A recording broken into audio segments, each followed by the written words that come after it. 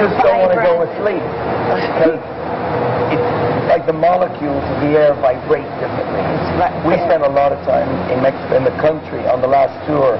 In between shows was coming and going, and you had a just good fell time. in love. It was when, like 2007, is it? 7 or 6? 2006.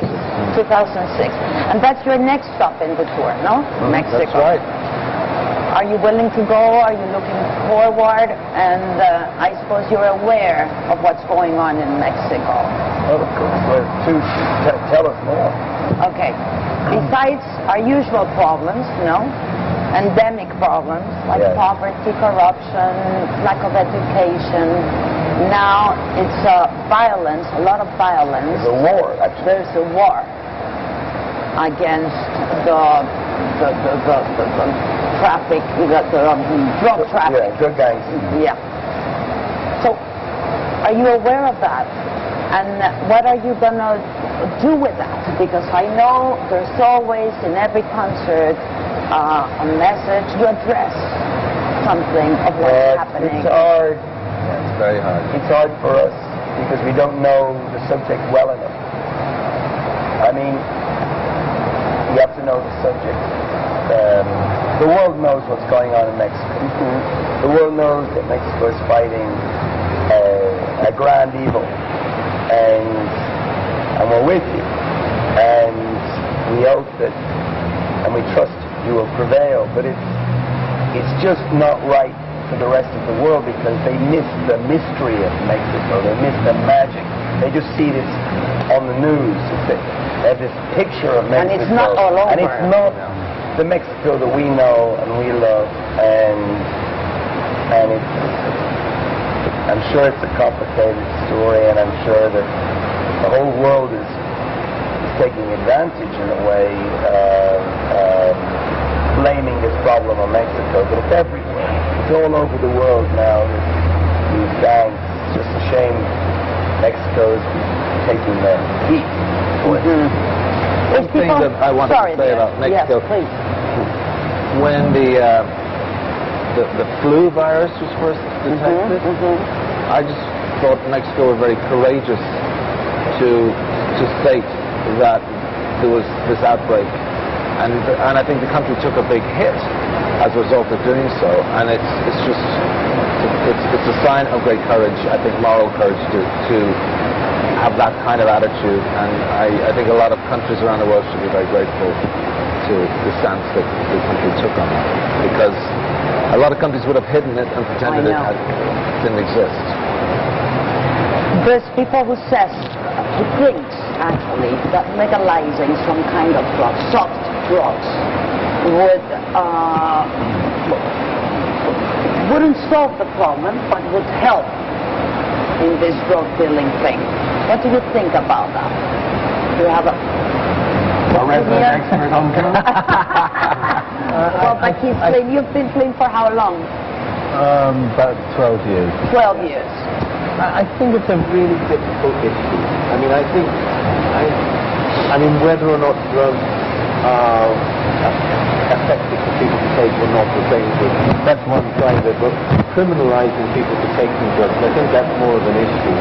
And I'm inclined to think that they shouldn't be criminalized for it. But drug addicts. Drug addicts.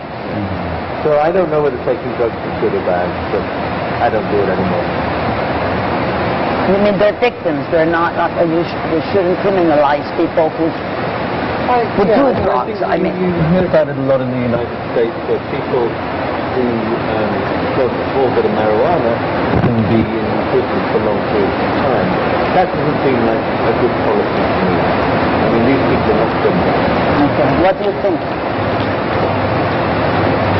Well, California is a great example where, it now turns out that if you get a prescription from your doctor, you can go into a store, you can buy your weed and sit in a back room and smoke.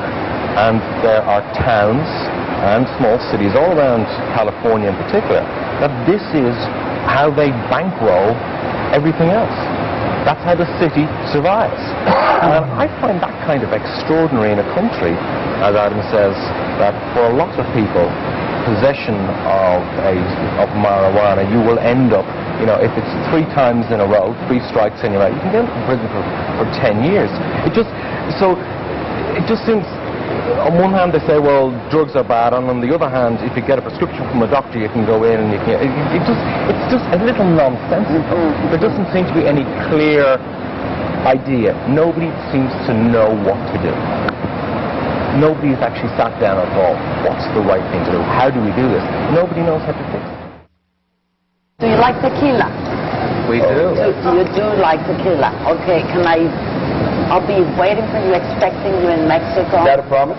That is a promise. I promise. Okay?